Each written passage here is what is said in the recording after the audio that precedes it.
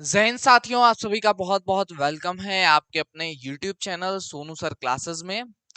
Students, आप सभी की अभी तक जितने भी राउंड की काउंसलिंग हुई है उसमें बहुत सारी प्रॉब्लम्स, बहुत सारी समस्याएं, बहुत सारी ऐसी चीजें हुई हैं जिसकी वजह से एल्गोरिदम ने बहुत कम अलॉटमेंट्स किए हुए हैं। ठीक है, तो सवाल ये है, क्या 5 वाला जो राउंड है, यानी राउंड नंबर 5 जो है, क्या इसमें अच्छे से अलॉटमेंट होगा? डेफिनेटली चांसेस हैं कि इस राउंड में, यानी राउंड नंबर 5 में ज्यादा से ज्यादा अलॉटमेंट देखने के लिए मिलेंगे।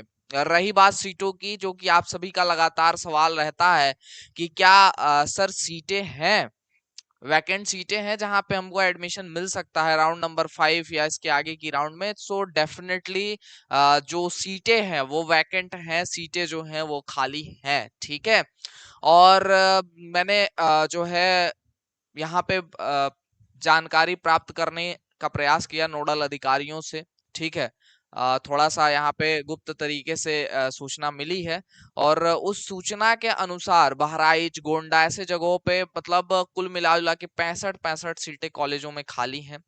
यानी कि सीटें जो है ना वो खाली हैं, वैकेंट सीटें हैं, इसमें कोई दो राय नहीं है। और रही बात वैकेंट सीट पे अलॉटमेंट मिलने की, डेफिनेटली मैं कह रहा था आप सभी से, स्टार्टिंग से ही मैं इस चीज को एक्सप्लेन कर रहा था कि ये जो पूरी चीजें हैं, जो अलॉटमेंट का जो भी प्रॉब्लम आ रहा है, अलॉटमेंट नहीं हो रहा है, ये पूरा पूरा एल्गोरिदम से लेना देना है इसका। और एल्गोरिदम ढंग से वर्क नहीं कर रहा, ढंग से काम नहीं कर रहा है, और यही वजह है एक, जिसकी वजह से अलॉटमेंट जो है ज्यादातर बच्चों का नहीं हो पा रहा है। बात समझ में आ रहा है? तो सभी के सवालों का जवाब मिलेगा लाइव चैट के माध्यम से, आप अपने प्रश्न रख सकते हैं और हमारे द्वारा आपका जो भी डाउट होगा उसको क्लियर किया जाएगा, उसका आंसर 100% दिया जाएगा। लेकिन उससे पहले कुछ जरूरी बातें जो आप सभी के round number 5 and extra round counselling से जुड़ी हुई हैं। इनमें से बहुत सारे बच्चों को पहले भी अपडेट मिल चुकी होगी, क्योंकि इस पे मैंने ही अपडेट करा था। बट एक बार फिर से शेड्यूल को थोड़ा सा ध्यान दिलाना, उस पे अटेंशन दिलाना, वो हमारा कार्य है, क्योंकि हमारा काम है एक्टिविटी को टाइम टू टाइम परफॉर्म करना, और बाकी जो भी चीजें हैं वो हम लोग एनआईसी की पोर्टल पे, एनआईसी की काउंसलिंग एल्गोरिथम पे छोड़ देते हैं एंड अपने भगवान पे छोड़ देते हैं। ठीक है, चलिए फिलहाल की बात यह है कि पहली बार आप सभी का जो सिस्टम लॉक्ड है, वो आप सभी के जैसे ही चॉइस फिलिंग का शेड्यूल ओवर हुआ उसी समय यहाँ पे सिस्टम लॉक हो गया। यानी ज्यादा समय जो है यहाँ पे सिस्टम लॉक में, सिस्टम को लॉक करने के लिए जो है नहीं लिया गया। यानी कि आप सभी के काउंसलिंग का जो प्रोसेस है, जिसमें अलॉटमेंट के लिए सबसे पहले सिस्टम लॉक्ड करना पड़ता है, जिसमें जितने भी बच्चों ने चॉइस फिलिंग भरी होंगी अपनी, उसमें सिस्टम को लॉक करना होता है। तो यहाँ पे सिस्टम जो है लॉक्ड, आप सभी देख पा रहे हैं कि सिस्टम लॉक्ड का ऑप्शन दिखा रहा है। तो इसका अर्थ यह है कि सभी बच्चों की लॉगिन आईडी पे उनका जो चॉइसेस हैं वो लॉक हो चुके हैं, और चॉइसेस लॉक होने का ये अर्थ है कि आप सभी की अलॉटमेंट जो प्रक्रिया है वो प्रोसेस में जो है आ चुकी है, प्रोसेस में उसको डाल दिया गया है। अब अलॉटमेंट रिजल्ट का सिर्फ वेट करना है। तो सर, अगर प्रक्रिया बहुत पहले से शुरू हो रहा है तो कब तक रिजल्ट आ जाएगा? सवाल ये होगा कि सर 5th राउंड काउंसलिंग का अलॉटमेंट रिजल्ट जो है वो कब तक हमें देखने के लिए मिलेगा? तो स्टूडेंट, हम बता दें आप सभी को कि जो 5th राउंड की काउंसलिंग शेड्यूल है उसके अनुसार, 5th राउंड की काउंसलिंग शेड्यूल के अनुसार जो सीट अलॉटमेंट रिजल्ट है वो यहाँ पर 5th राउंड का 10 सितंबर, ठीक है, 10 सितंबर को यहाँ पे आप सभी को रिजल्ट, यानी 10 सितंबर 2023, यानी कि आज जो है यहाँ पे आप सभी को रिजल्ट जो है डिक्लेयर किया जाएगा आप सभी का 5th राउंड की काउंसलिंग का। ठीक है, अभी 5th राउंड की काउंसलिंग की अगर हम बात करें, यहाँ पे जो 10 सितंबर 2023 को आना है 5th राउंड का सीट अलॉटमेंट रिजल्ट, इस रिजल्ट में अगर हम टाइमिंग की इसकी बात करें कि कब तक डिक्लेयर हो जाएगा आज ये आपका 5th राउंड का रिजल्ट, तो जैसा कि नो ये थोड़ा सा एक्टिव भी है, और आज कोई त्योहार, कोई भी पर्व नहीं है, और किसी भी प्रकार की कोई छुट्टी नहीं है आपकी। ठीक है, हालांकि आज संडे है, आज संडे है, लेकिन फिर भी चलो कोई त्योहार नहीं है, कोई पर्व नहीं है, ठीक है। तो ऐसे में क्या है कि आपका 10 सितंबर की मान के चलो 4 से 6 बजे तक आपके रिजल्ट जो है यहाँ पे 4 to 6 PM में आपके रिजल्ट आ जाएंगे। इससे पहले भी आ सकते हैं, क्योंकि प्रक्रियाएं थोड़ी सी कंपैरेटिवली पहले से इन्होंने स्टार्ट करी हुई है, ठीक है। तो जब प्रक्रिया इन्होंने अपने ऑन टाइम यानी सुबह सुबह ही सारी प्रक्रियाओं में ये लोग आगे जो है बढ़ रहे हैं, तो डेफिनेटली 4 से 6 बजे के आसपास जो है आपके रिजल्ट आज डिक्लेयर हो जाएंगे। आज ज्यादा टाइमिंग भी आपको जो है नहीं देना पड़ेगा, ज्यादा इंतजार भी नहीं करना पड़ेगा। वजह क्या है? वजह यह है कि जो फोर्थ राउंड था वो स्पेशल राउंड का पहला चरण का फर्स्ट राउंड का ये काउंसलिंग था, फोर्थ राउंड काउंसलिंग। और इसमें बहुत सारी कॉम्प्लिकेशंस थी, जैसे बहुत सारी सीटें फंसी हुई थी, बहुत सारी जो सीटें थी वो डिक्लेयर नहीं हो पाई थी, क्लियर नहीं थी।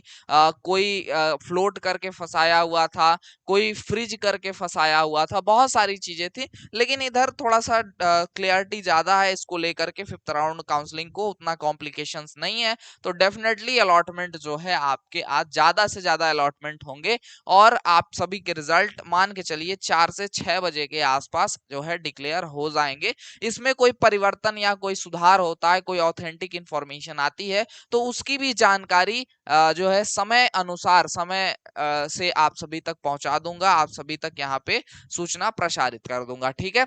चलिए, तो ये आपके फिफ्थ राउंड की काउंसलिंग का प्रोसेस हो गया, जिसमें जो आपका अलॉटमेंट रिजल्ट है वो डेफिनेटली आपको यहाँ पे 10 सितंबर 2023 तक यहाँ पे डिक्लेयर हो जाएगा। 10 सितंबर 2023 शाम 4 से 6 बजे के आसपास आप अपना रिजल्ट यहाँ पे देख पाएंगे। रिजल्ट आने के बाद की प्रक्रिया क्या है, अब तक सभी बच्चे समझ गए होंगे। रिजल्ट आने के बाद की जो प्रक्रिया है, उस प्रक्रिया में चलते हुए आप सभी को रिजल्ट डिक्लेयर होने के बाद, रिजल्ट देखने के बाद अपना यहाँ से फ्रिज और फ्लोट चयन करना होगा। फ्रिज और फ्लोट का सुविधा इसलिए दी जा रही है क्योंकि आगे की राउंड में आप यहाँ पे पार्टिसिपेट करने का ऑप्शन है आपके पास।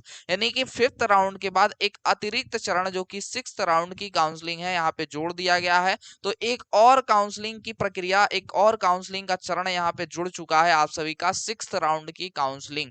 क्या है सिक्स्थ राउंड का यहाँ पे प्रोसेस, और क्या शेड्यूल है, क्या टाइम टेबल है, क्या उसके बारे में जानकारी है, और कब तक यहाँ पे आपका, कब से सिक्स्थ राउंड की काउंसलिंग स्टार्ट होगी, कब उसका अलॉटमेंट आएगा, कब डीवी होगी, कब आपका फी पेमेंट होगा, कब आपकी अन्य प्रक्रियाएं पूर्ण की जाएंगी, इसके विषय में यहाँ पे हम लोग बात कर रहे हैं। तो फ्रिज फ्लोट की अगर बात करें तो ये आपका 11 एवं 12 सितंबर तक होना है। 11 एवं 12 सितंबर की शाम 5 बजे तक आप फ्रिज फ्लोट कर पाएंगे।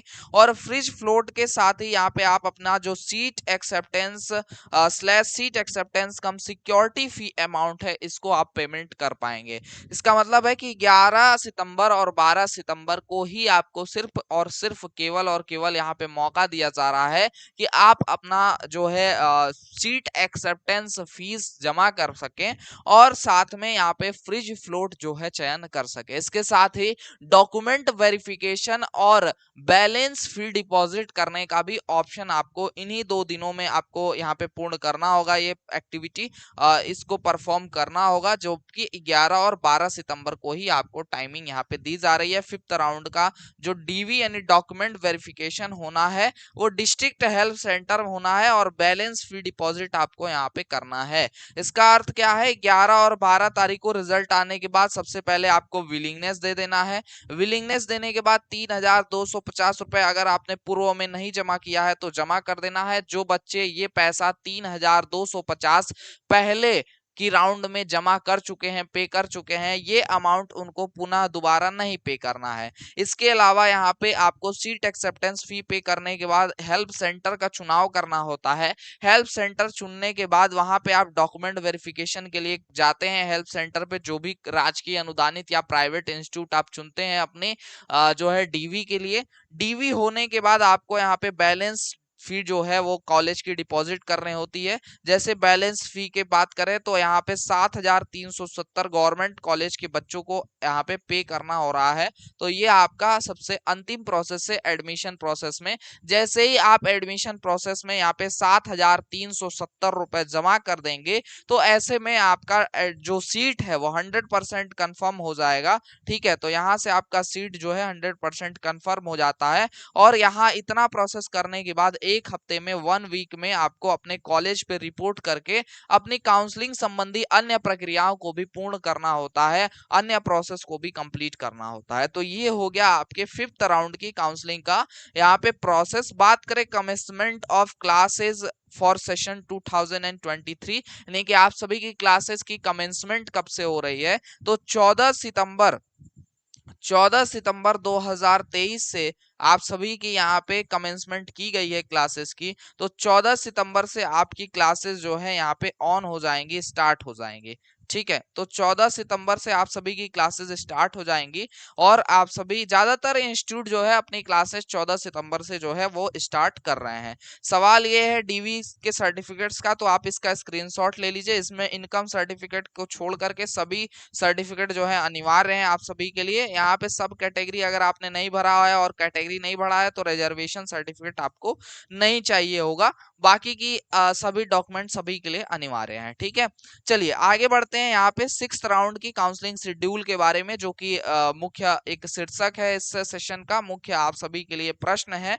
तो यहाँ देखिएगा आप सभी के को यहाँ पे संयुक्त प्रवेश परीक्षा परिषद उत्तर प्रदेश का एक नोटिफिकेशन दिख रहा है, जिसमें फार्मेसी पाठ्यक्रम को छोड़ करके जो अतिरिक्त चरण की काउंसलिंग है उसको जोड़ने की बात यहाँ पे कही जा रही है। और ये जो अतिरिक्त चरण की काउंसलिंग है उसमें क्या है कि जिन बच्चों ने कॉलेज अलॉट होने के बाद सीटों का आगे की प्रक्रिया पूर्ण नहीं की है, जैसे फीस नहीं जमा कर पाए, सीट अलॉटमेंट कम सिक्योरिटी फीस, एडमिशन फीस नहीं पेमेंट कर पाए, डीवी नहीं कर पाए, ऐसे सभी बच्चे जिनकी सीटें कैंसिल हो चुकी हैं वो सभी छात्र 6th राउंड की काउंसलिंग में पुनः यहाँ पे प्रवेश के लिए एलिजिबल हो जाएंगे। और सबसे पहले आपको चॉइस फिलिंग करना होगा।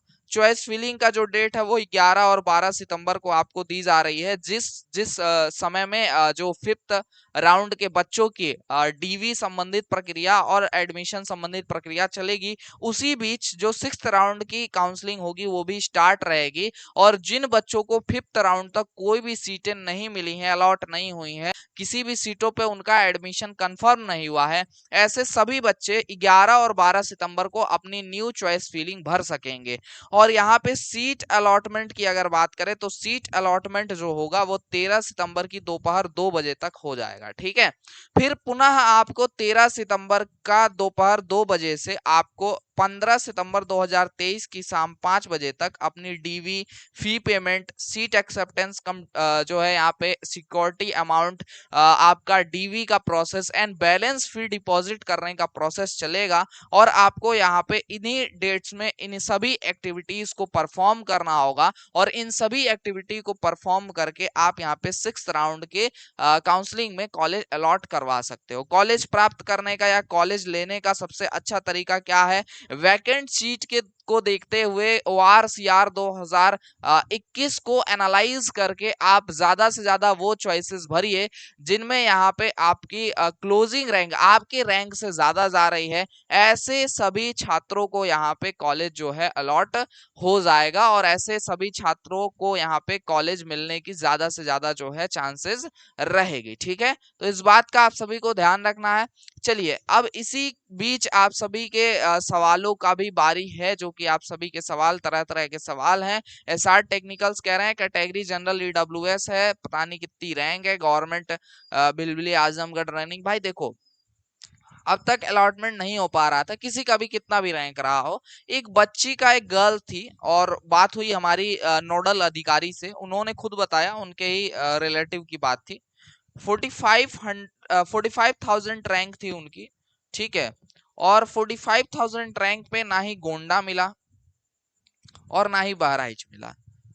ठीक है, तो इसको आप क्या कहोगे, 45,000 रैंक, और यहाँ ये दोनों ऐसे कॉलेज है गर्ल्स के लिए स्पेशली जिसकी रैंक 1 लाख प्लस जाती है, लेकिन नहीं मिल रहा अलॉटमेंट। रीजन क्या है, सीटें खाली है, इसमें कोई डाउट नहीं है कि सीटें नहीं है, सीटें हैं, ना, डेफिनेटली अलॉटमेंट होना है, ठीक है। लेकिन क्या है कि अब तक जो भी प्रक्रियाएं चल रही थी उसमें अलॉटमेंट सिस्टम को उतना पर्याप्त समय नहीं मिल रहा था कि आपकी रैंक तक पहुंच करके वो अलॉटमेंट कर सके, या अलॉटमेंट हो भी रहा था तो वो इधर उधर से मतलब जो है कोई एक सीक्वेंस में, या कम रैंक वालों के को पहले प्रेफरेंस देते हुए हाई रैंक वालों को बाद में प्रेफरेंस देते हुए, इस प्रकार से यहाँ पे अलॉटमेंट नहीं हुआ है ना। वो जैसे जहां जिस तरह से मर्जी हुआ वहां से पिक करके रैंडमली कहीं से भी अलॉटमेंट दे रहा था। बट इस बार जो प्रोसेस, जिस तरीके से सारी प्रक्रियाएं चल रही हैं, जैसा कि आप सभी का सिस्टम लॉक मैंने दिखाया कि टाइमली जो है यहाँ पे आपकी जो चॉइस फिलिंग की एक्टिविटी है उसकी शेड्यूल ओवर होने के जस्ट बाद ही आप सभी का लॉक हो चुका है सिस्टम। उसके लिए कोई अलग से कोई ट्वीट नहीं करना पड़ा, कोई वीडियो नहीं बनाना पड़ा, ठीक है। तो ऐसे में आप सभी का यहाँ पे जो है ज्यादा से ज्यादा अलॉटमेंट होने की चांसेस है आपके मेरिट के आधार पे, आपके मेरिट के अकॉर्डिंग, ठीक है। तो आपके मेरिट के अनुसार फिफ्थ राउंड की जो काउंसलिंग है, चाहे आप उत्तर प्रदेश के डोमिसाइल हो या फिर आप उत्तर प्रदेश के अलावा अन्य राज्य बिहार, उत्तराखंड, झारखंड या फिर मध्य प्रदेश, किसी भी अन्य राज्य से जो है संबंधित हो, आपको इस बार अलॉटमेंट मिलने की ज्यादा से ज्यादा चांसेस हैं। लेकिन एक बात का यहाँ पे ध्यान रखना होगा कि अगर ज्यादा से ज्यादा चॉइसेस भरे हैं आपने आपने ज्यादा से ज्यादा चॉइस फिलिंग करी है, तभी थोड़ा कंपैरेटिवली ज्यादा चांसेस हैं कि आपको अलॉटमेंट हो जाएगा, ठीक है। इसीलिए मैं लगातार आप सभी को ये सजेस्ट कर रहा था कि आप लोग ज्यादा से ज्यादा चॉइस फिलिंग करिए अपनी चॉइस फिलिंग में, ठीक है। तो ये चीज है, ये अपडेट है आप सभी को जो है यहाँ पे फिफ्थ राउंड की काउंसलिंग को लेकर के, आप सभी के डॉक्यूमेंट वेरिफिकेशन को लेकर के, आपके डीवी को लेकर के, आपके फी पेमेंट रिलेटेड जो भी क्वायरी थी उसको लेकर के, ये सारी जो है यहाँ पे जानकारी जो है आप सभी के साथ साझा की गई, ठीक है। तो चिंता करने की जरूरत नहीं है भैया, आज सबको जो है यहाँ पे अलॉटमेंट मिलेगा। मान के चलो एक प्रकार से ये स्पेशल राउंड की अंतिम काउंसलिंग है, क्योंकि एक लास्ट वाली तो एक तरीके से समझ लो उन बच्चों को एक योगदान, मतलब एक उन बच्चों के लिए एक वरदान दे दिया गया जिन बच्चों का जो है फिफ्थ राउंड तक भी नहीं हो पा रहा, तो उनके लिए। लेकिन ज्यादातर बच्चों का फिफ्थ राउंड में और इसके बाद भी जो काउंसलिंग होगी सिक्स्थ राउंड की, उसमें भी अलॉटमेंट होने के चांसेस हैं। और उसके बाद जो स्पॉट राउंड होगा उसमें भी ज्यादा से ज्यादा अलॉटमेंट होंगे। क्यों? क्योंकि देखो सीटें खाली रख नहीं सकते और ज्यादा आगे काउंसलिंग की राउंड को बढ़ा नहीं सकते। क्यों नहीं बढ़ा सकते? क्योंकि जितना ज्यादा काउंसलिंग की प्रक्रिया को आगे बढ़ाया जाएगा उतनी ज्यादा यहाँ पे एक प्रॉब्लम क्रिएट होगी,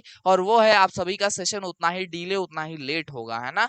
तो ऐसे में किरकिरी हो जाएगा विभाग का, और इसी वजह से विभाग जो है स्पॉट राउंड सिक्स राउंड के बाद लाएगा, और स्पॉट राउंड अंतिम राउंड की काउंसलिंग बताते हुए और काउंसलिंग प्रक्रिया को यहीं जो है समाप्त कर देगा, और ज्यादा से ज्यादा अलॉटमेंट जो है फिफ्थ सिक्स्थ की राउंड में और स्पॉट राउंड की काउंसलिंग में आप सभी के होने हैं। और आज भी आपके ज्यादा से ज्यादा जो भी बच्चे ज्यादा चॉइस फिलिंग किए होंगे उनको 100% जो है अलॉटमेंट जो है मिलने की गारंटी है, ठीक है। चलो, हॉस्टल के बारे में देखो, हॉस्टल एक ऐसा विषय है ना बच्चा, जिसके विषय पे कोई भी टीचर आपके लिए एक ऑथेंटिक इंफॉर्मेशन नहीं दे सकता। इसलिए नहीं दे सकता क्योंकि हॉस्टल जो है ना कॉलेज का अपना इंडिविजुअल मैटर है। सबसे पहले तो सभी कॉलेज में हॉस्टल है नहीं, सबसे पहली चीज। दूसरी बात, जिन कॉलेजों में हॉस्टल है उनके नियम हॉस्टल को लेकर के अलग अलग है। जैसे कुछ ऐसे कॉलेज हैं जिनमें हॉस्टल आपको सिर्फ प्रथम वर्ष के लिए मिलता है, आपकी सहूलियत के लिए। जैसे आप यहाँ पे मनकेरा आगरा वाला गवर्नमेंट पॉलिटेक्निक देख लो, इसके अलावा आप महाराणा प्रताप पॉलिटेक्निक गोरखपुर का हॉस्टल देख लो। ऐसे हॉस्टल, ऐसे कॉलेजों में हॉस्टल जो होता है वो सिर्फ प्रथम वर्ष के छात्रों को दिया जाता है। इसके अलावा हॉस्टल की अगर बात करें तो यहाँ पे हॉस्टल क्या है कि कुछ ऐसे इंस्टीट्यूट हैं जो हॉस्टल देते तो हैं, लेकिन SC ST की कैटेगरी को दे रहे हैं। जैसे जीबी पंत कॉलेज है आपका, ये कह रहे हैं कि हमारे पास जो हॉस्टल में रूम्स हैं या हम जो अलॉटमेंट कराएंगे वो सिर्फ उन्हीं बच्चों को, उन्हीं छात्रों को देंगे जो SC ST कैटेगरी से बिलोंग करते हैं। तो इसी वजह से एक ऑथेंटिक इंफॉर्मेशन आपको हॉस्टल को लेकर के कोई भी नहीं दे सकता। रहा बात हॉस्टल के फॉर्म फिलिंग को लेकर के, तो ये आपके वार्डन से आपको संपर्क करना चाहिए अपना अलॉटेड इंस्टीट्यूट पे, या फोन से आप बात कर सकते हो, बात हो जा रही हो तो बात कर लीजिए। फॉर्म फिल कर करके वहां जमा कर दीजिए, सबमिट कर दीजिए। फॉर्म सबमिट करने के बाद आप यहाँ पे जो अलॉटमेंट है आपके हॉस्टल का, आपके रूम का, उसका आप थोड़ा सा वेट कर लो। आप वहां पे वेबसाइट पे उनके कॉलेज के रिसेंटली जितने भी चीजें अपलोड हो रही हैं उनको देखते रहिए, ठीक है। जो भी अपडेट आ रहे हैं उनको देखते रहिए, क्योंकि हॉस्टल की जो भी अपडेट होंगे वो आपकी वेबसाइट पे ही होगी। अगर नहीं वेबसाइट पे आती है, वेबसाइट नहीं है उनका, उस पे वो ध्यान नहीं देते, तो ऑफलाइन नोटिस बोर्ड में जरूर जो है अलॉटमेंट के रिगार्डिंग, उस अलॉटमेंट से संबंधित आप सभी को यहाँ पे जानकारी जो है उपलब्ध कराएंगे वो, ठीक है। तो ये प्रोसेस, ये प्रक्रिया जो है आपकी हॉस्टल की होती है, जिसको फॉलो करके आप हॉस्टल अलॉट करवा सकते हो। कोई ऑथेंटिक ऐसी इंफॉर्मेशन चाहे कितनी भी देखो कोई भी हवा में उड़ ले इस चीज को लेकर के, लेकिन हॉस्टल एक ऐसा मुद्दा है ना कि जो उस कॉलेज पे ही डिपेंड करता है। कॉलेज में हॉस्टल के लिए कॉलेज की फैकल्टी से ही आपको बात करनी होगी। इसकी कोई पारदर्शिता, कोई ट्रांसपेरेंसी नहीं होती है। यानी कि मतलब थोड़ा बहुत आपसे अनबन हो गई अगर अध्यापक से या वार्डन से, तो आप भूल जाइए कि आपको अलॉटमेंट मिलना है, क्योंकि टोटली ये सारी चीजें उनके ऊपर डिपेंड करती है। तो कहने का अर्थ है कि इसमें कोई ट्रांसपेरेंसी नहीं है और इसका कोई एक नियम कानून नहीं है, जिसको अगर हम लोग देखें तो उस कानून के हिसाब से हर एक कॉलेज में यहाँ पे अलॉटमेंट मिलता है। सभी कॉलेज का अपना एक अलग नियम है हॉस्टल अलॉट करने को लेकर के, ठीक है। तो आप सभी से रिक्वेस्ट है कि जो भी बच्चे हॉस्टल वाली सवाल कर रहे हैं या इसका क्वेश्चन कर रहे हैं, वो अपने कॉलेज से अपने संपर्क करके इसके विषय में एक बार जो है जानकारी ले ले, ठीक है।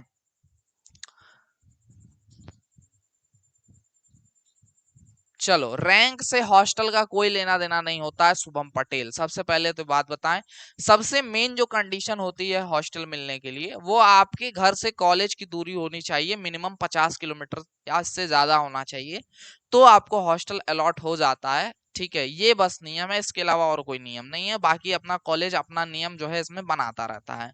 एएस म्यूजिक वर्ल्ड कह रहे हैं 10th में अंकित है और फॉर्म में अंकित चौरसिया। देखो, एडमिशन तो हो जाएगा, डीवी भी हो जाएगी आपकी, ठीक है। बात समझ में आ रहा है? आपका अगर कोई डॉक्यूमेंट में नाम से संबंधित समस्या है तो आपका डीवी हो जाएगा, आपको एडमिशन भी मिल जाएगा, कोई दिक्कत नहीं है। लेकिन आपका जो आगे का प्रोसेस होगा, अगर उसमें सही नहीं करवा पाते हो आप, ठीक है, तो आपको यहाँ पे प्रॉब्लम होगी। यानी आपके डिप्लोमा में गलत वाला नाम छप के आएगा और आपके 10th एंड अन्य सर्टिफिकेट में आपका सही जो नाम आप कह रहे हो वो नाम आपका चलेगा। तो ऐसे में दो नाम से सर्टिफिकेट्स हो जाएंगे, और जब आप कभी जॉब वगैरह के लिए अप्लाई करोगे तो वहां पे आपको यहाँ पे प्रॉब्लम जो है होगा, है ना। अमन कह रहे हैं कि सर कितने रैंक तक कॉलेज मिलेगा। भैया देखो, रैंक की बात अगर करें तो रैंक का क्या है ना कि यहाँ पे कंपैरेटिवली कॉलेज के ऊपर डिपेंड करता है कि किस कॉलेज और किस ब्रांच के लिए आप फॉर्म भर रहे हो। जैसे मान लो हमने प्लास्टिक मोल्ड टेक्नोलॉजी में ब्रांच सिलेक्ट करके और हमने चॉइस फिलिंग करी, हमारा रैंक है 1,30,000, ठीक है। अब इस ब्रांच का डिमांड नहीं है, इसमें सीटें खाली हैं, तो 1,25,000 पे भी हमको अलॉटमेंट मिल जाएगा, है ना।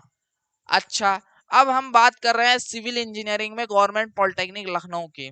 हमारी रैंक है 2,000, हमारी रैंक है 2,000 ओपन कैटेगरी से। हमने चॉइस फिलिंग में गवर्नमेंट पॉलिटेक्निक लखनऊ के सिविल ब्रांच को सबसे ऊपर रखा। हमें अलॉटमेंट नहीं मिलेगा, क्योंकि पहली तो सीट नहीं खाली है, दूसरी बात 2,000 तक क्लोजिंग रैंक कभी नहीं जाता है, इसीलिए हमें अलॉटमेंट नहीं मिलेगा ओपन कैटेगरी के अकॉर्डिंग। इसीलिए जो अलॉटमेंट है वो तो मैं ये कहूंगा कि भाई 1,00,000 से प्लस जाएगा, 1,00,000 से प्लस रैंक वालों को भी अलॉटमेंट मिलेगा। लेकिन अलॉटमेंट मिलने में अगर आपकी चॉइस फिलिंग की बात करें तो सबसे मुख्य योगदान आप सभी की चॉइस फिलिंग का है। चॉइस फिलिंग में अगर हम बात करें तो आपने यदि हाई रैंक यानी आपकी रैंक से ज्यादा क्लोजिंग रैंक वाले कॉलेजों को अगर आपने भरा है तो 100% आपको 5th राउंड में अलॉटमेंट जो है मिलेगा, ठीक है। इलेक्ट्रॉनिक्स की भी बात करें तो इलेक्ट्रॉनिक्स भी आपका 1,00,000 के प्लस रैंक में जाता है इलेक्ट्रॉनिक्स, ठीक है। तो 100% यहाँ भी अलॉटमेंट आपको मिल सकता है, ठीक है। चलिए, 1,58,000 पर रैंक पर कॉलेज मिलेगा, मिलेगा भाई। कार्पेंट टेक्नोलॉजी भरो, पेन टेक्नोलॉजी भरो, और इसके अलावा केमिकल भर दो, ठीक है। तो इन सभी ब्रांचेस में जो है आपको मिलेगा। सिविल इलेक्ट्रिकल में आपके चांसेस नहीं। अगर आप SC ST से बिलोंग करते हैं तो आप इन सभी इलेक्ट्रिकल इलेक्ट्रॉनिक्स इन सब में भी ट्राई कर सकते हो। थोड़ा बहुत वहां तक जाने की संभावना है, लेकिन इतना भी नहीं बुरा हो जाएगा SC ST के लिए, ठीक है। तो थोड़ा बहुत रिजर्वेशन की वजह से चांसेस बन जाते हैं। बाकी 1.5 लाख के ऊपर किसी का भी रैंक है तो वो प्रेफर करे एडेड कॉलेज के सेकंड शिफ्ट, जो कि सेल्फ फाइनेंस होते हैं, जिनकी फीस 26,000 रुपए होती है। उसमें बहुत ही आसानी से आपको एडमिशन जो है मिल जाएगी, है ना। फ्री फायर राहुल कह रहा है CS में भी आपका 1 लाख प्लस जो है यहाँ पे क्लोजिंग रैंक जाएगा, और 1 लाख से प्लस रैंक वालों को यहाँ पे 5th राउंड में जो है अलॉटमेंट मिलने वाली है ना। तो इसमें भी कोई दिक्कत नहीं है, कोई भी संदेह नहीं है। डेयरी इंजीनियरिंग क्या होता है भैया, ये जो कर रहा है वही जानेगा ना। डेयरी इंजीनियरिंग क्या होता है, क्या होता होगा डेयरी का मतलब, क्या होता है?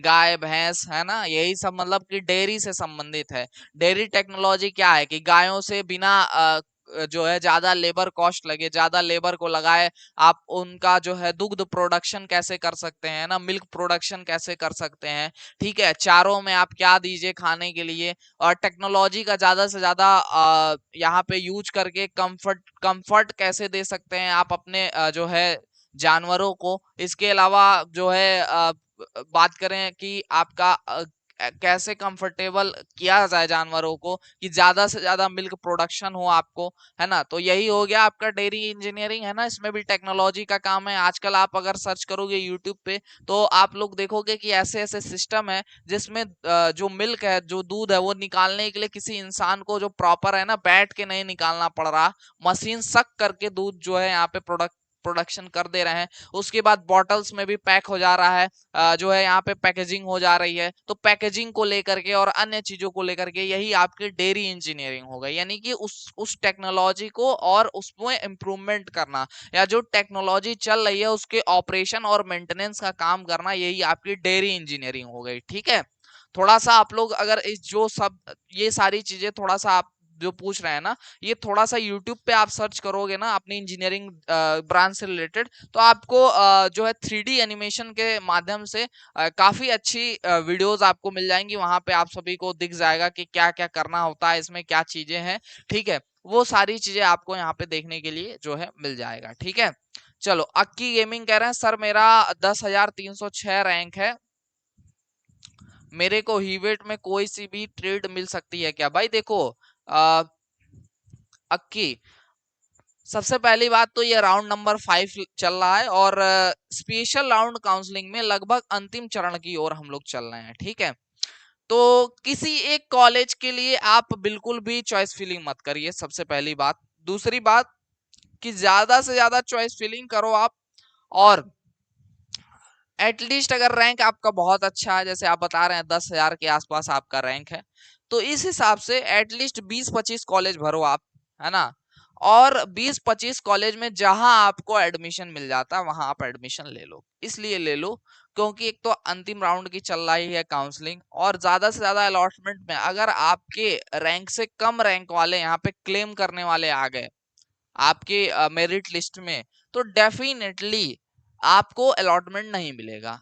मान लो आपने सिर्फ एक कॉलेज हीवेट भर के छोड़ दिया, और हीवेट में आपकी मान लो सिर्फ एक सीट है, ठीक है। मान लो वैकेंट सीट तो नहीं पता है ना, मान लो सिविल आपने भरा एक सीट है, और आपकी रैंक से कम रैंक वाले ने क्लेम कर लिया, उसको अलॉटमेंट मिल गया, तो आप तो गए इस राउंड में, खत्म। इसलिए आप ज्यादा से ज्यादा चॉइस फिलिंग करिए, ठीक है। और आपने किया होगा तो ठीक है, और अगर हो गया तो अलॉटमेंट, ठीक है। नहीं तो फिर वही है कि फिर आप अगले 6th राउंड की काउंसलिंग में जाओगे। बट अगली बार अगर जाते हो आप तो इस बात का ध्यान रखो कि आप लोग ज्यादा से ज्यादा चॉइस फिलिंग करो, ठीक है। सर विड्रॉल करने के बाद दोबारा काउंसलिंग पार्टिसिपेट कर सकते हैं प्राइवेट कॉलेज के लिए? नहीं, प्राइवेट एडेड गवर्नमेंट, मैंने कहा था विड्रॉल फ्रॉम काउंसलिंग को लेकर के, मैंने इस पे वीडियो भी बनाई थी। जब वीडियो सॉरी विड्रॉल पे नहीं बनाई थी, बट जब मैंने लाइव करा था और जब सवाल आया था बच्चों का, तो मैंने इस पे जो है काफी अच्छे से बातचीत करी थी और समझाया था उसमें कि एक बार यदि आपने विड्रॉल कर लिया तो किसी भी तरीके से, किसी भी माध्यम से ये संभव नहीं है कि आप दोबारा काउंसलिंग प्रक्रिया में पार्टिसिपेट कर लें। इवन आप डायरेक्ट भी किसी प्राइवेट कॉलेज में एडमिशन नहीं ले सकते, क्योंकि ओवरऑल जो डाटा जाएगा वो जीकप के पास और बीटीयूपी बोर्ड के पास जाएगा, और बीटीयूपी बोर्ड यह अपनी डेटा से रिकॉर्ड से ये निकाल लेगी कि आप काउंसलिंग से विड्रॉल कर चुके हैं और अपना पैसा वापस ले चुके हैं। इसी वजह से आपको एडमिशन नहीं दिया जाएगा और आपका रजिस्ट्रेशन नहीं हो पाएगा। ठीक है, तो ये चीज डिक्लेयर जो है, और इस चीज को क्लियर रखिएगा अपने माइंड में कि अगर आप यहाँ पे विड्रॉल कर लेते हैं तो 100% ये चीज फिक्स है कि आप पुनः काउंसलिंग में पार्टिसिपेट नहीं कर सकते। इसलिए विड्रॉल जो प्रक्रिया है वो बहुत ही सोच समझ के आप करिएगा। ठीक है, सर मेरा रैंक 17,198 है, नैन्सी हैं और कह रही हैं कि कानपुर में मिल जाएगा। चलो 17,000 रैंक पे मिल जाएगा। ठीक है, कानपुर में मिलने के चांसेस हैं। आप सिविल, इलेक्ट्रिकल, मैकेनिकल सारे ब्रांचेस भर दीजिए, डेफिनेटली मिल जाएगा। ठीक है, विकास यादव फॉर यू कह रहे हैं सर मेरा रैंक 37,000 है, क्या मुझे गवर्नमेंट पॉलिटेक्निक मिर्जापुर में आईटी से या गवर्नमेंट पॉलिटेक्निक भदोही मिल सकता है? भाई देखो, किसी पर्टिकुलर एक दो कॉलेज का हम नहीं कह सकते, और हम ये कहेंगे भी नहीं कि तुम सिर्फ दो कॉलेज भरो। ठीक है, इसलिए ना भरो आप कि देखो, दो कॉलेज मैंने पहले भी इस चीज को एक्सप्लेन करा कि कुछ उस चीज को कह नहीं सकते कि दो कॉलेज में या एक कॉलेज में आपकी सीटें जितनी है उसमें आपका आ ही जाएगा। इसलिए इस बात पे रिस्क मत लीजिए, आप चॉइसेस ज्यादा से ज्यादा भरिए। अगर एक दो कॉलेज भर रहे हो तो कम से कम तीन तीन ब्रांच यानी 6 ब्रांचेस भर लो एटलीस्ट, है ना, ताकि किसी न किसी ब्रांच में हो जाए, यदि आप अपने ही शहर में रह के पढ़ना चाहते हो तो। क्योंकि अंतिम चरण की काउंसलिंग चल रही है, अलॉटमेंट होगा ज्यादा से ज्यादा बच्चों का। दूसरी बात, अलॉटमेंट क्लोजिंग रैंक के अनुसार ही होगा। तो देखिए कि आपकी क्लोजिंग रैंक आपकी रैंक से ज्यादा जो है होनी चाहिए। और इसमें एक चीज और मैं प्लस करना चाहूंगा क्लोजिंग रैंक के मामले में, आप इस बात का भी ध्यान रखिए कि 5वें राउंड में थोड़ा सा ध्यान रखिए इस बात का कि आपकी रैंक से ज्यादा रैंक हो तो और अच्छा है। ठीक है, यानी 5th राउंड की अगर पिछले साल की प्रीवियस ईयर के क्लोजिंग रैंक में अगर आपका जो रैंक है आपके रैंक से ज्यादा क्लोजिंग रैंक है तो और अच्छा है, तो और ज्यादा यहाँ पे चांसेस बन जाएंगे आपके अलॉटमेंट होने के। ठीक है, देव वर्ल्ड कह रहे हैं sir 22,000 rank Ayodhya electrical EWS मिल जाएगा, सीआर 2021 25,000 गई है। ठीक है, मिल जाना चाहिए, सीटें होनी चाहिए, सीटें रहेंगी तभी तो अलॉटमेंट होगा। सर मैंने एडमिशन ले लिया है बट हॉस्टल का पता नहीं चल रहा है, कब से जाना है? ठीक है, कॉलेज पे एक बार कांटेक्ट करके फोन के माध्यम से बात कर लीजिए, क्योंकि आपके लिए या तो देखो कॉलेज की वेबसाइट अगर वर्किंग में हो, आपका वर्क करता हो, तो आप हॉस्टल की वेबसाइट पे एक बार चेक करते रहिए रेगुलरली, आप वहां पे अपडेट प्राप्त कर सकेंगे। जैसे मैं एमपी पॉलिटेक्निक गोरखपुर के जो बच्चे हैं इन सभी को अपडेट अपनी वेबसाइट पे मुहैया कराया जाता है, उपलब्ध कराया जाता है। इसके अलावा यदि अन्य किसी कॉलेज से हैं आप, ठीक है, जहाँ पे वेबसाइट पे चीजें अपडेट की जाती हैं रेगुलरली, एक बार बात कर लीजिए कॉलेज से, तो वेबसाइट रेगुलर चेक करते रहिए। और या तो आप फोन कॉल करके आप बात करके यहाँ पे जानकारी ले लीजिए कि सर कब से जो है यहाँ पे कॉलेज स्टार्ट हो रहा है, कब से मैं ज्वाइन कर सकता हूँ, कब से क्लासेस स्टार्ट हो रहे हैं, ये सारी जानकारियां जो आप जो है वहां से जो है आप ले लीजिए। ठीक है, तो ये आपको करना है। तो फार्मेसी को छोड़ करके अभी भी देखो फार्मेसी की कोई सूचना जो है काउंसलिंग से संबंधित नहीं आई है, और जैसे ही कोई फार्मेसी से संबंधित सूचना जो है आती है आप सभी की, उसकी जानकारी हम आप तक साझा करेंगे, आप तक पहुंचाएंगे। फार्मेसी का कब से काउंसलिंग होना है, और फार्मेसी का मान के चलो अगर कोई निर्णय भी ये लोग लेते हैं तो सितंबर 3rd-4th वीक में निर्णय लेंगे, तो अक्टूबर तक यानी अक्टूबर 1st वीक तक आपकी काउंसलिंग जा सकती है। तो आपका सेशन काफी ज्यादा लेट होने वाला है इस वर्ष। ठीक है, 79 के रैंक है, कॉलेज मिल जाएगा सर जी, बिल्कुल मिल जाएगा, क्यों नहीं मिलेगा, वो भी 190 चॉइसेस 180 चॉइसेस पे डेफिनेटली मिलेगा, कोई दिक्कत नहीं है। ठीक है, मिल जाएगा ना, आज मिल जाना है। आज आज की जो प्रक्रिया है, आज का जो काउंसलिंग अलॉटमेंट सिस्टम जो चल रहा है, इसमें ज्यादातर बच्चों को अलॉटमेंट मिलने के चांसेस हैं। सर 1,50,000 है, सीट मिल गई क्या, मिलेगी क्या इलेक्ट्रिकल में? 3rd राउंड में इलेक्ट्रिकल मिली थी बट डॉक्यूमेंट वेरिफिकेशन नहीं हुआ था। तो आपने शिवानी बहुत ज्यादा गलती कर दी है ना, 1,50,000 रैंक पे आपको अलॉटमेंट मिल गया और आपने डीवी नहीं कराया, तो गड़बड़ किया। आपको डीवी करा लेना चाहिए था। वैसे चलो अब अगर आपका नहीं हो पाया है डीवी, तो पुनः आप काउंसलिंग अगर करा होगा तो उसमें अगर आपने ऊपर वही सेम कॉलेज भरा होगा तो अलॉटमेंट मिलने के जो है ज्यादा चांसेस आपके हो जाते हैं। ठीक है, तो वही कॉलेज अगर आपने भरा होगा तो पुनः जो है यहाँ पे अलॉटमेंट मिलने के चांसेस जो है बढ़ जाते हैं। ठीक है, चलिए फोर्थ राउंड का रिपोर्ट कब तक होगा? क्लोज हो गया भाई आशीष सिंह, फोर्थ राउंड वालों का कहानी समाप्त। जिन बच्चों ने एडमिशन फीस पेमेंट नहीं किया उनकी सीट कैंसिल हो चुकी है। ठीक है, और अब अगेन आप सिक्स राउंड की काउंसलिंग में पार्टिसिपेट कर पाएंगे। ठीक है, तो जो बच्चे भैया फिफ्थ फोर्थ राउंड की जो काउंसलिंग थी उसमें अपना एडमिशन फीस जो है नहीं दे पाए हैं, डीवी नहीं करा पाए हैं, ऐसे सभी बच्चे फिफ्थ राउंड की काउंसलिंग से बाहर हैं और पुनः सिक्स राउंड की काउंसलिंग में अपनी चॉइस फिलिंग कर सकते हैं। ठीक है, इस बात पे थोड़ा सा ध्यान रखिएगा।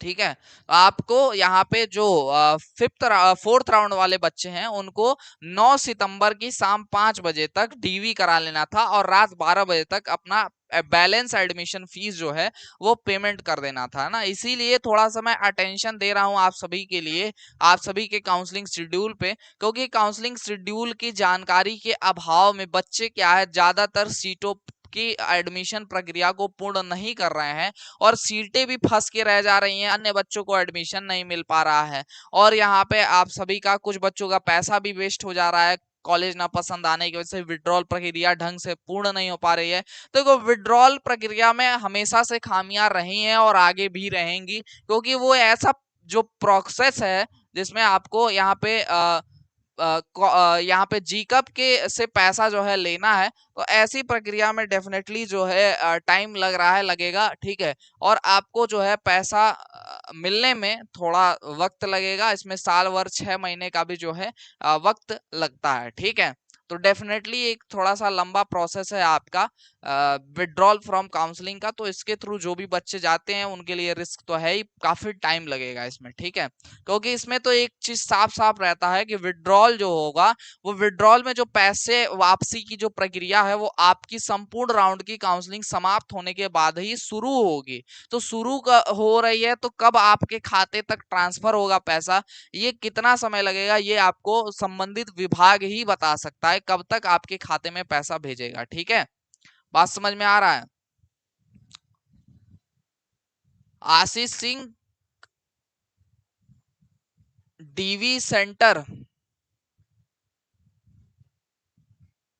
हाँ भाई रिपोर्ट सेंटर, रिपोर्टिंग सेंटर की ही बात कर रहे हैं। कॉल अगर आपने एडमिशन प्रोसेस, देखो भाई पुनः मैं, आप नहीं समझ रहे हो तो पुनः समझ लो एक चीज। ठीक है, जो फोर्थ राउंड वाला बच्चा परेशान है पुनः समझ लो आपकी क्या प्रक्रिया है। ठीक है, क्या है और क्या आप पूछ रहे हो, आपका यहाँ देख लो साफ साफ कि अगर फोर्थ राउंड की अगर हम बात करें, आपने फोर्थ राउंड का यहाँ पे फोर्थ राउंड का आपने डॉक्यूमेंट वेरिफिकेशन और बैलेंस फी अगर आपने 9 सितंबर तक नहीं डिपॉजिट किया है, डीवी नहीं करा पाए और बैलेंस फी अगर नहीं डिपॉजिट कर पाए, तो आपकी सीट जो है ना वो आपकी कैंसिल हो चुकी है। ठीक है, और अगर आप ये पूछ रहे हो कि कॉलेज जो अलॉट हुआ है वहां कब तक रिपोर्ट करना है, तो कॉलेज अलॉटमेंट से पूछो कि कॉलेज जो अलॉट हुआ है जहां हमारा एडमिशन हुआ है वहां कब तक रिपोर्ट करना है, तो वो है एक हफ्ते में, 1 वीक में आप जा करके रिपोर्ट करके अपना एडमिशन कंप्लीट करा लीजिए, क्योंकि इसका कोई डेट कोई प्रॉपर आपके पास कॉल वगैरह नहीं आएगा। ठीक है, फिफ्थ राउंड का जो रिजल्ट है वो आज ही मिलेगा आपको और 4 से 6 बजे के बीच में आप सभी को रिजल्ट जो है डिक्लेयर कर दिया जाएगा। ठीक है, तो 4 से 6 बजे के बीच में आप सभी को 10 सितंबर यानी आज जो है यहाँ पे रिजल्ट जो है देखने के लिए मिलेगा 4 से 6 PM के बीच में। ठीक है, 4 to 6 PM के बीच में आपको रिजल्ट जो है देखने के लिए मिलेगा फिफ्थ राउंड की सीट अलॉटमेंट रिजल्ट। इसके बाद ही आपका सिक्स राउंड की काउंसलिंग जो कि 11 और 12 सितंबर को उसकी चॉइस फिलिंग होनी है वो प्रक्रिया शुरू हो जाएगी। ठीक है, तो इस प्रकार से आप जो है प्रक्रिया में आगे बढ़ चढ़ के हिस्सा लेकर के अपनी काउंसलिंग प्रोसेस को कंप्लीट जो है यहाँ पे कर सकते हैं। ठीक है, चलिए, तो चैनल को अभी तक जिन्होंने भी सब्सक्राइब नहीं किया था वो सब्सक्राइब कर लीजिए, बिकॉज ऑफ जो सेमेस्टर क्लासेस है वो फ्री सेमेस्टर क्लासेस आपको इसी चैनल पे देखने के लिए मिलेगी। साथ में पीडीएफ एंड नोट जो है वो हमारे टेलीग्राम ग्रुप में आपके साथ शेयर किया जाएगा, जिसकी लिंक लाइव चैट के साथ साथ डिस्क्रिप्शन में दिया गया है। थोड़ा काउंसलिंग प्रोसीजर को देखते हुए, प्रक्रिया को देखते हुए अभी आप सभी के सेमेस्टर क्लासेस नहीं हो रहे हैं, बट रेगुलरली जो है 2 से 4 दिनों में आप सभी के सेशन जो है वो स्टार्ट हो जाएंगे सेमेस्टर के, और रेगुलर क्लासेस आपको इस चैनल पे देखने के लिए मिलेगी। नोट्स, पीडीएफ सब कुछ आपको फ्री में शेयर किया जाएगा, और उसके लिए कोई भी चार्ज, कोई भी पैसा आपको जो है नहीं देना है, ठीक है। तनिका सिंह कह रही है सर विड्रॉल के लिए टाइम कैंसिल चेक की जगह पासबुक लगा विड्रॉ कर सकते हैं? बिल्कुल कर सकते हैं। अगर आपके पास चेकबुक नहीं है तो आप अपना यहाँ पे जो पासबुक है बैंक का, उसका फ्रंट पेज जिसमें आपका नाम, आपके अकाउंट डिटेल्स सब कुछ दिए होते हैं, वो आप लगा करके, अटैच करके और लगा सकते हैं। और विड्रॉल करते समय एक चीज और ध्यान रखिए कि वहां जो अकाउंट का डिटेल आप दे रहे हो वो उसी बच्चे का दो जिसका विड्रॉल करना है। यानी कि अगर आपका विड्रॉल करना है, आपकी काउंसलिंग हो रही थी, तो आप अपना यहाँ पे जो है अकाउंट डिटेल्स दो, तो ज्यादा यहाँ पे रिफंड होने के चांसेस बढ़ जाते हैं। तो ऐसे में आपको रिफंड होने की ज्यादा से ज्यादा संभावनाएं रहती हैं, ठीक है। तो इसी वजह से आप सभी को, इसी कारण से आप सभी को यहाँ पे जो विड्रॉल करते समय अकाउंट डिटेल्स देने चाहिए। वो थोड़ा क्लियरिटी रहता है कि भाई जिसका काउंसलिंग जो कर रहा था बच्चा, उसके नाम से डिस्प्ले हो जाता है, तो डीबीटी या अन्य एनईएफटी वगैरह करने में आप जो अधिकारी होता है संबंधित, उसको थोड़ा सा क्लैरिटी रहती है और गलती होने के चांसेस कम हो जाते हैं, और वो विदाउट एनी रिस्क आपके अकाउंट में पैसा ट्रांसफर कर देते हैं, ठीक है। सर K2 844 रैंक है, 15 चॉइसेस था, कॉलेज नहीं मिला। K2 से है, 844 रैंक है, तो जितनी चॉइसेस हैं सब भर दो। अगर 15 ही है तो कोई बात ही नहीं है, लेकिन अन्य चॉइसेस भी दिख रही हैं तो वो भी भर दो, ठीक है। क्योंकि अब अंतिम चरण की ओर हम लोग चल रहे हैं, तो कहीं ना कहीं अलॉटमेंट मिलना चाहिए, जहां भी मिल जाए वहां ले लो। इसीलिए जितनी भी चॉइसेस हैं सब भरना चाहिए था। चलो, अगर 15 है तो ठीक है, अगर इससे ज्यादा चॉइसेस हैं तो नेक्स्ट राउंड में उसको बढ़ा लेना आप, ठीक है। आशीष सिंह दोबारा पुनः सुनिए भाई, आप सुन नहीं रहे हो ध्यान से। क्या रिपोर्ट कब तक करना है? कॉलेज पे या रिपोर्टिंग सेंटर पे आप पुनः पुनः एक ही सवाल कर रहे हो, ठीक है, और सुन नहीं रहे हो बात को ध्यान से। आपकी 4th राउंड की जो यहाँ पे काउंसलिंग प्रक्रिया थी, उसमें आप यहाँ पे अपना जो डीवी था, वो डीवी यानी डॉक्यूमेंट वेरिफिकेशन और अपना एडमिशन फीस पेमेंट करना था।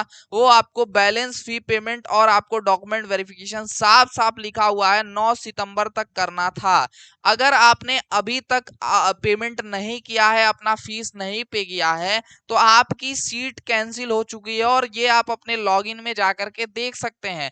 सीट कैंसिल होने के साथ साथ 5th राउंड की काउंसलिंग से भी आप बाहर हैं, इसमें भी आपको कोई कॉलेज नहीं अलॉट होगा। No seat allocated in this round लिख करके आएगा आपकी लॉगिन पे, ठीक है। इसके अलावा 6वें राउंड की, 6th राउंड की काउंसलिंग में आप पार्टिसिपेट कर सकते हैं। अगर आपका सवाल ये है कि आपने डीवी और फी पेमेंट से संबंधित सारी प्रक्रियाएं पूरी कर ली हैं और कॉलेज पे रिपोर्ट करने की बात कर रहे हैं, क्योंकि आपका प्रश्न जो है वो क्लियर नहीं है, इस वजह से मैं बता दूं कि आप सभी जो कॉलेज रिपोर्ट कर सकते हैं वो 1 हफ्ते में, 1 वीक में कर सकते हैं। यानी कहने का अर्थ क्या है, ज्यादा से ज्यादा प्रयास करिए कि 14 सितंबर से पहले आप लोग जा करके यहाँ पे अपने कॉलेज पे, जिनको भी कॉलेज लॉट हो गया है, यहाँ पे अपना अलॉटमेंट के बाद यहाँ पे 14 सितंबर से पहले जा करके कॉलेज पे रिपोर्ट करके अपना एडमिशन संबंधित सारी प्रक्रियाएं को पूरा कर लीजिए। क्यों कर लीजिए? क्योंकि 14 सितंबर से यहाँ पे आप लोग देख पा रहे हो कि आप सभी की क्लासेस कमेंसमेंट है, और आप सभी की क्लासेस जो है 14 सितंबर से स्टार्ट हो जाएंगी,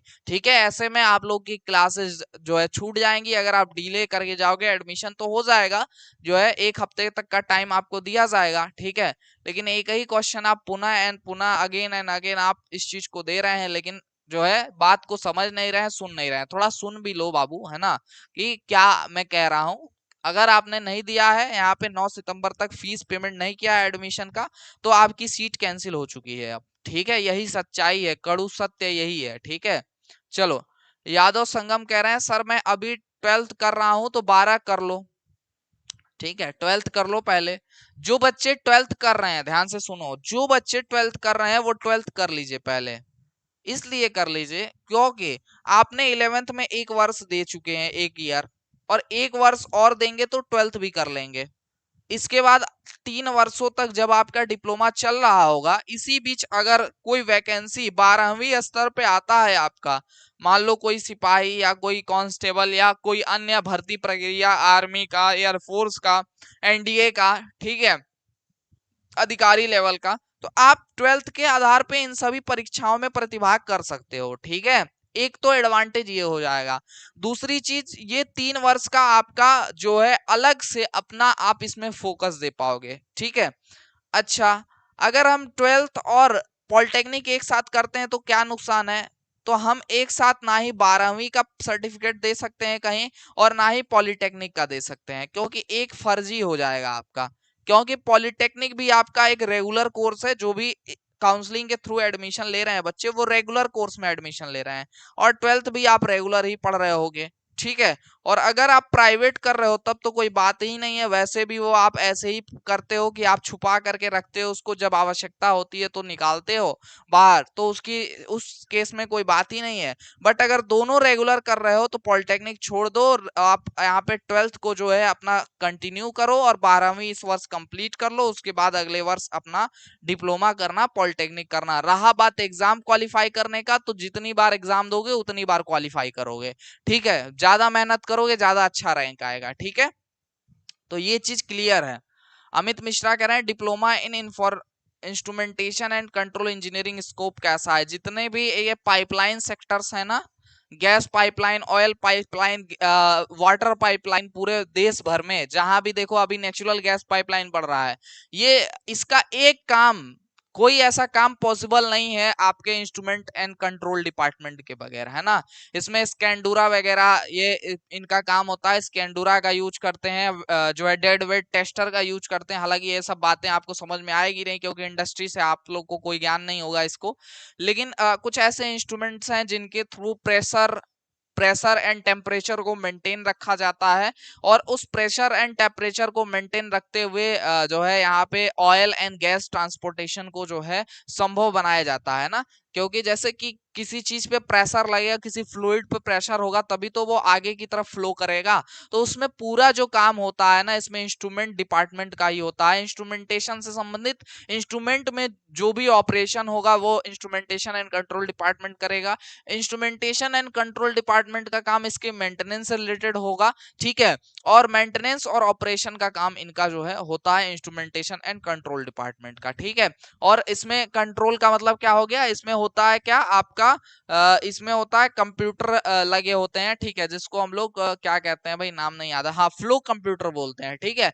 फ्लो कंप्यूटर क्या करता है? फ्लो में आपका करेक्टेड, अनकरेक्टेड, ये सारे डाटा होते हैं फ्लो कंप्यूटर्स में, जो कि उसमें अलग अलग तरीके से कैलकुलेट करके कितनी गैसें जा रही हैं, कितनी गैसें बिक चुकी, कितना प्रोडक्शन हो चुका है, ठीक है। ये सारी जानकारियां जो है डाटा इकट्ठा करके उसका एक रिपोर्ट बना करके वो देता है। उसके बाद उसमें कोई अन्य गैस भी इंजेक्ट करना होता है। जैसे हम लोग वहां पे जो है एसिटिलीन टाइप का एक गैस इंजेक्ट करते थे, और कुछ जैसे मान लो हम लोग एक एथिल मर्कैप्टन मिक्स करते थे वहां पे, गेल इंडिया लिमिटेड में मैं जब था, तो इसलिए मिक्स करते थे ताकि वहां पे मतलब ऐसा हो कि अगर कभी लीकेज हो तो उसकी इंफॉर्मेशन स्मेल से पता चल जाए। हालांकि देखो अगर स्मेल वहां पे नहीं भी होता है तो वहां पे एक जीडी लगा होता है, गैस डिटेक्टर लगा होता है, बड़ी बड़ी मशीनें लगी होती हैं, जो गैस डिटेक्टर जैसे ही यहाँ पे आपका कोई भी थोड़ा बहुत भी गैस का लीकेज होगा, वहां परसेंटेज में गैस लीकेज होता है, 100%, 10%, 20%, 50%।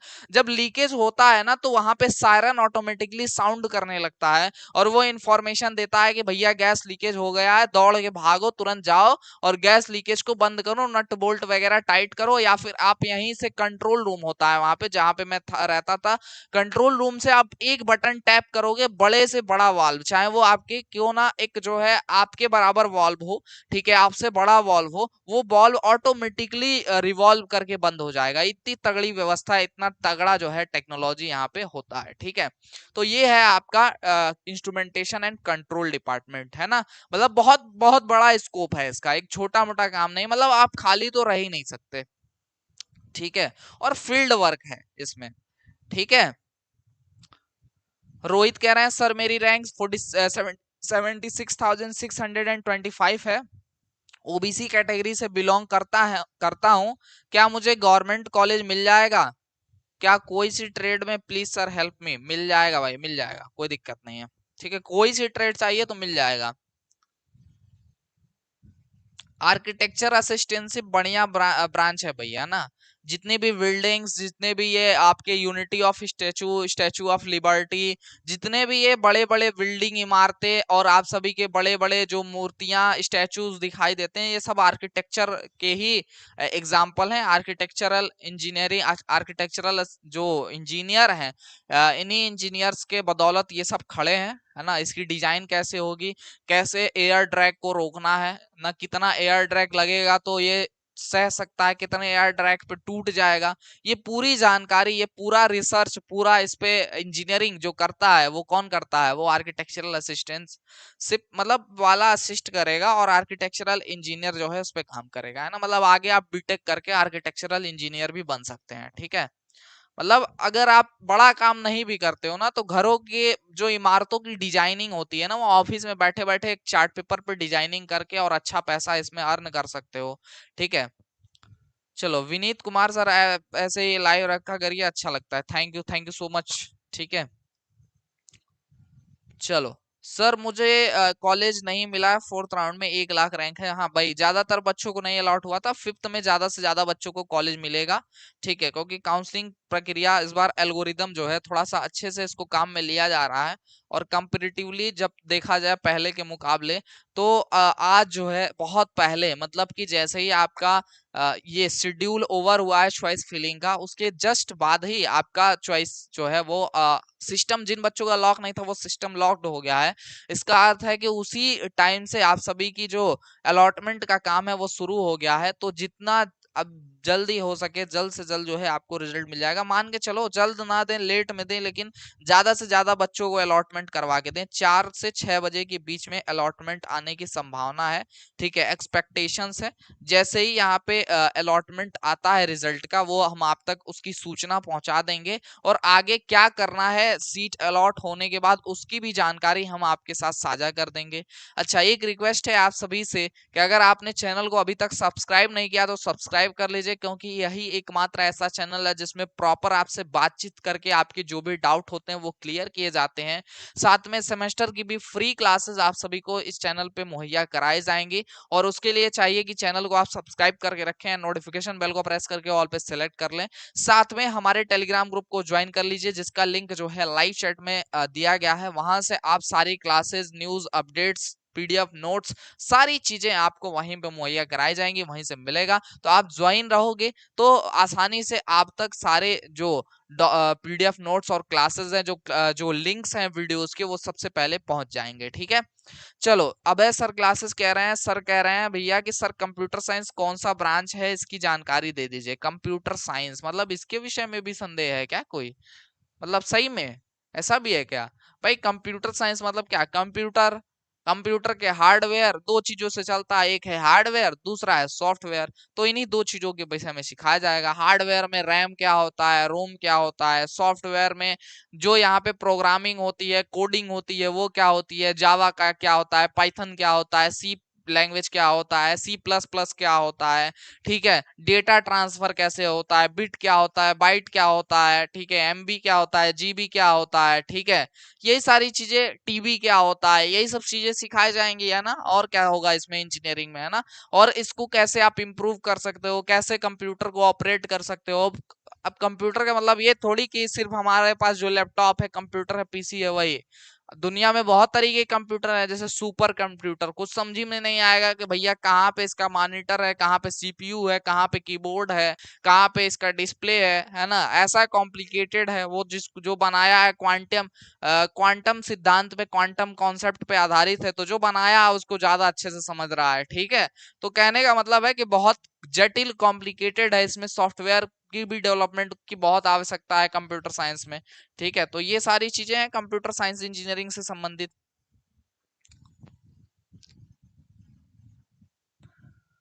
बिल्कुल, अदर स्टेट वाले बच्चों को भी आज ज्यादा से ज्यादा अलॉटमेंट होने के चांसेस हैं। ठीक है,